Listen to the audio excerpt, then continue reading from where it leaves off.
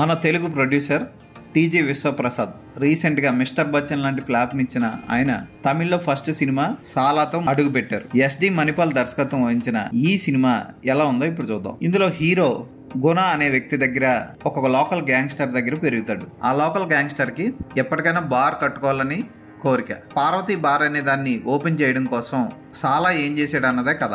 అయితే దానికి పోటీగా ఆ బార్ కోసం పోటీగా తంగదొరై కూడా వెయిట్ చేస్తూ ఉంటాడు. తంగదొరైకి ధీరన్కి మధ్య గొడవలో ఎవరు గెలిచారో, ఆ బార్ ఎవరు సొంతం చేసుకున్నారు, పార్వతీ బార్ని ఎవరు సొంతం చేసుకున్నారు అన్నది కథ. ఈ మధ్యలో చిన్న ప్రేమ కథ. పునీత అనే అమ్మాయిని ఇష్టపడతాడు సాలా. కానీ ఆ అమ్మాయి మద్యపానానికి వ్యతిరేకంగా పోరాటాలు చేస్తూ ఉంటుంది. అయితే క్లైమాక్స్కి వచ్చేసరికి చాలా విషాదంగా ముగుస్తుంది ఈ సినిమా. ఆ క్లైమాక్స్ సీన్ని రాజారాణి స్టైల్లో తీశాడు దర్శకుడు. ఈ సినిమా మొత్తాన్ని ఓపిక్గా భరిస్తే ఆ ఒక్క క్లైమాక్స్ సీన్ ఒక్కటే బాగుంది అనిపిస్తుంది. ఆ క్లైమాక్స్ సీన్ అయిన తర్వాత హీరో బార్ మూసేసుకుంటాడు. ఎందుకు అన్నది సినిమా చూసి తెలుసుకోవాలి. ఇక ధీరన్ సాలా పాత్రలో ఓకే అనిపించేలా నటించాడు.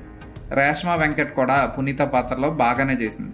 సినిమాలో చెప్పాలి అనుకుంటే పునీతే కొంచెం బాగా చేసింది, మిగిలిన అందరూ ఓకే. విలన్గా చార్లెస్ వినోద్ ఓకే అనిపిస్తాడు. మంచి మెసేజ్ ఉన్న సినిమాయే కానీ దాన్ని సరిగ్గా తీయడంలో దర్శకుడు ఫెయిల్ అయ్యాడని చెప్పచ్చు. అనవసరమైన పాటలు, పిచ్చి పిచ్చి వేషాలతో ఈ సినిమా అంతా సాగుతూ ఉంటుంది. ఇక హీరో చూడడానికి చాలా భీకరంగా బీభత్సంగా ఉన్నా సరే యాక్టింగ్ విషయంలో మాత్రం చాలా పూర్. అరుల్ దాస్ బాగానే చేశాడు.